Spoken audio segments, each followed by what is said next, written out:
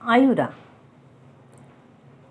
पण त्याच्या चेहऱ्यावर पडलेल्या आठ्या बघून ती 2 पावलं मागेच झाली. इथून पुढे अवनी मनातून खूप घाबरली होती.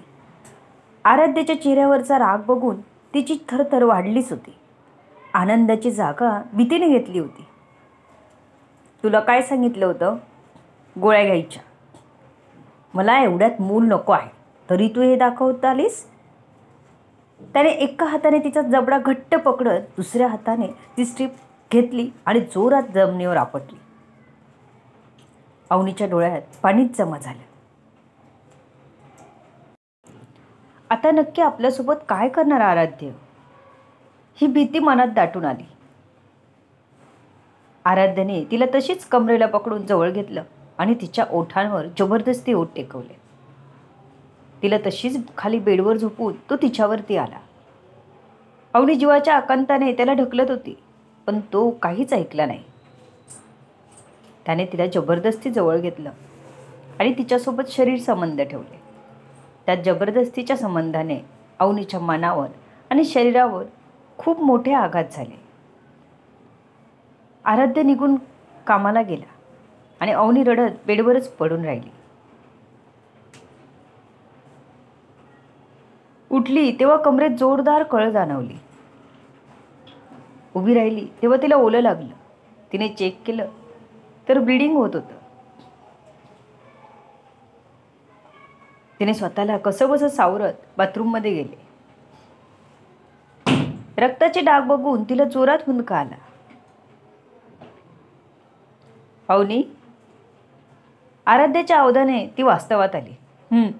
ते हुंकार देऊन डोळ्यात आलेलं पाणी पुसून टाकलं. मी फ्रेश होते. तिने आराध्याला उत्तर द्यायचं टाळलं होतं, कारण कितीही फुंकर घातली तरी ती जखम बरी होण्याऐवजी जखमेची खपली निघतच होती. तिला आत्ता ह्या क्षणी तो विषय नको होता. खूप नाजूक विषय होता तो. कारण खूप मुश्किलीने तिने स्वतःला सावरून उभी राहिली होती. आराध्य तिच्या भावना समजू शकणारच नव्हता. एका स्त्रीचं आईपण तिच्याकडून हिसकावून घेणं किती दुःखदायक होतं हे आराध्य कधीच समजू शकला नसता, ना शकत होता. आपली चूक लक्षात आली तरी अवनीच्या मनाची घालमेल त्याला कळली नाही. अवनी बेडरूममधून लगेच किचनमध्ये गेली. आयुरा तिचीच वाट बघत होती. अवनी वहिनी, काय झालं? आयुराने तिचे किंचित लाल झालेले डोळे आणि नाक बघून तिला विचारलं. पण अवनीने काही सांगायचं टाळलंच आणि मान हलवली काही नाही म्हणत. दोघींनी मिळून मग जेवण बनवलं. जेवण करता करता अवनी आयुराशी गप्पा मारत होती. ती पूर्ण आराध्याचं बोलणं विसरून गेली होती.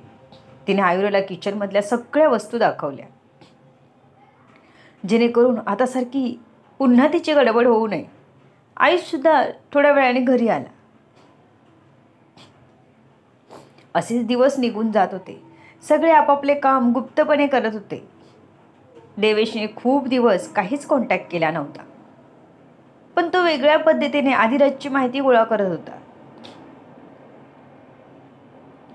पिस्तूलबद्दल ऐकल्यापासून तो त्याच्यावर लक्ष ठेवून होता, पण पुढे काही कळत नव्हतं त्याला. सिक्युरिटीमध्ये असलेला शुभही आपल्या जीवावर उदार होऊन काम करत होता, पण म्हणावं तशी त्याची माहिती बाहेर पडत नव्हती. सर, आपल्या सिक्युरिटी टीममध्ये एक कोणीतरी बाहेरचा माणूस भरती आहे. सर, आपल्याला लगेच सगळ्यांची झडती घ्यावी लागेल. आधिराजच्या कॉन्फिडेन्शियल टीमने त्याला फोन करून सांगितलं.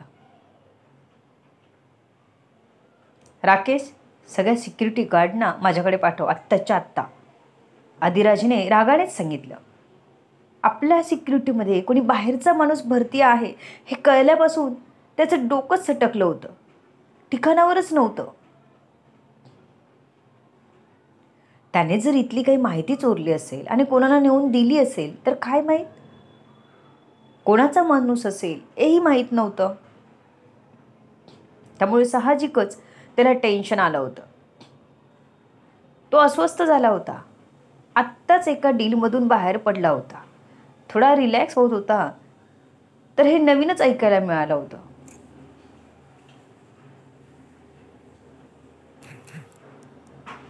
तो हॉलमध्ये पायाने टकटक करत बसला होता.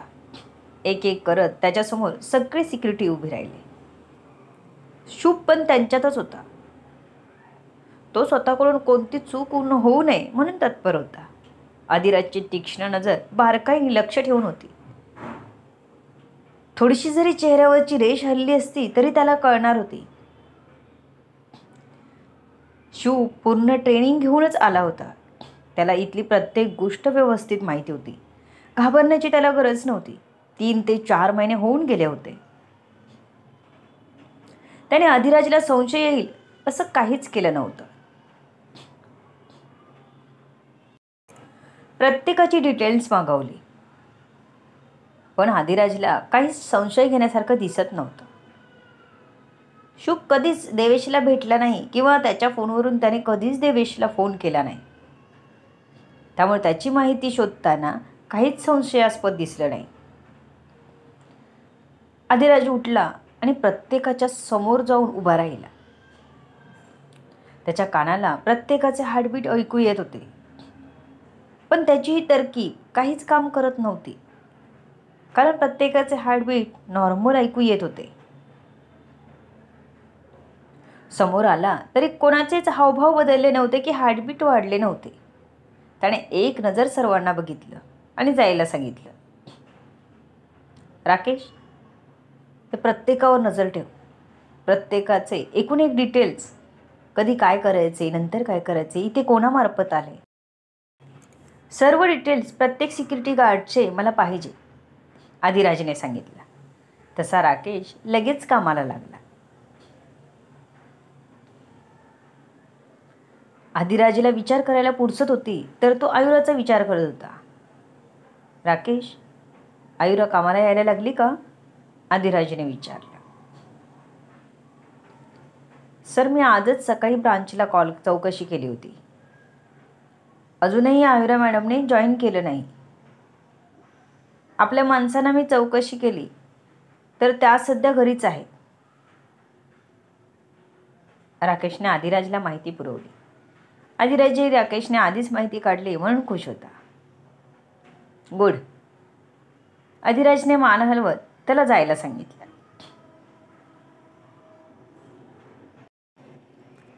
पण आज काही तो तिला बघायला जायच्या मूडमध्ये नव्हता.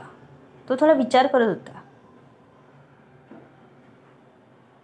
ही काही आयुष्य चाल तर नसेल ना, त्याला काही संशय आला नसेल ना. त्याच्यावर माझी टीम 24 तास लक्ष ठेवून असते.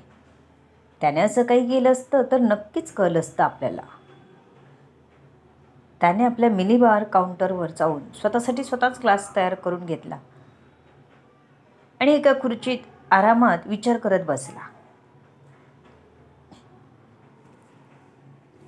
असं काय होतं जे त्याला आयुराकडे खेचत होतं हे त्यालाही अजून कळलं नव्हतं. आयुष आणि आयुराच्या लग्नाला आता 6 महिने होऊन गेले होते. अवनी आणि आराध्य अजून काहीच गोड बातमी देत नव्हते. तर निदान आयुष आणि आयुराने तरी ती लवकर द्यावी अशी माधवींची इच्छा होती.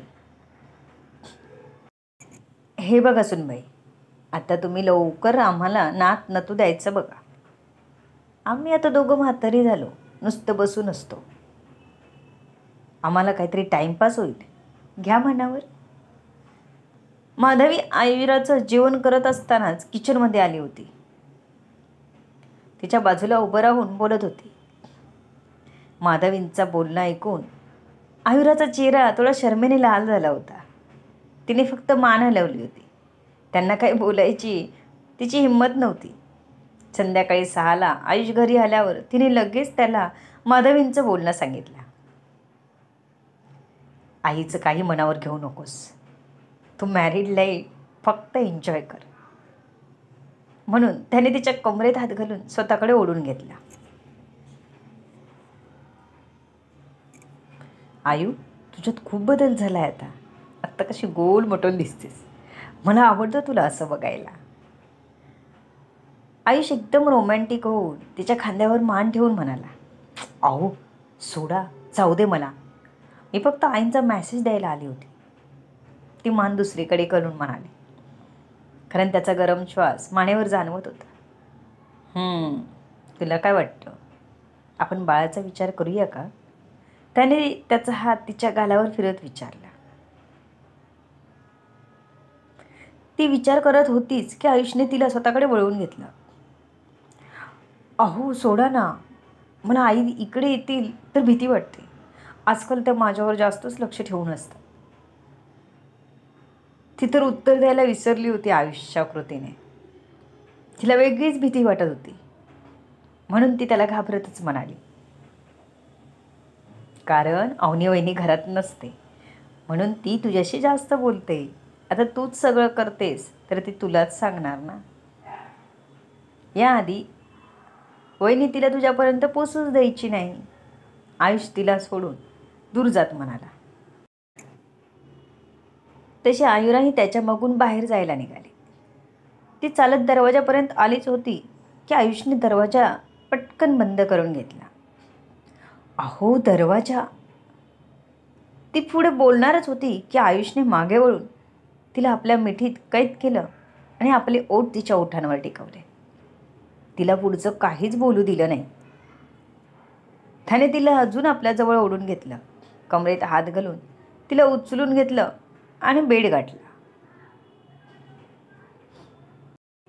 अहो तिला थोडी मुभा मिळाली होती बोलायची, म्हणून ती त्याला बोलायला जातच होती की त्याने पुन्हा आपले ओठ तिच्या ओठांवर टेकून दिले.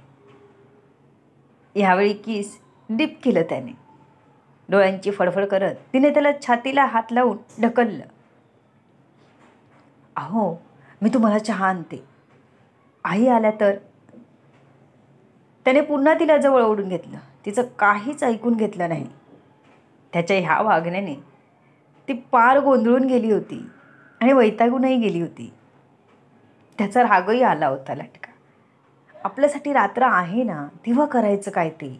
आता सगळ्यांच्या दिसण्यात येईल असं का वागायचं. ती मनातच विचार करत होती.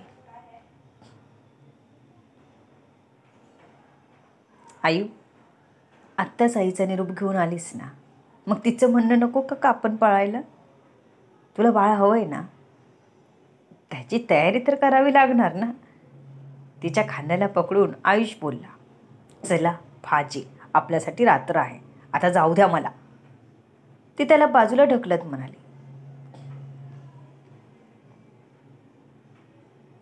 आयु, बाळ आणायचा चांगला चान्स का घालवते काय माहीत. हाच मुहूर्त आपल्यासाठी चांगला असेल म्हणून तू तो निरोप घेऊन आत्ताच आलीस. ह्याला मुहूर्त वगैरे बरोबर आठवला. एरवी काही माहीत नसते याला. आत्ता मुहूर्त शोधतोय. मला माहीत आहे तुमची शाळा, आता जाऊ द्या मला.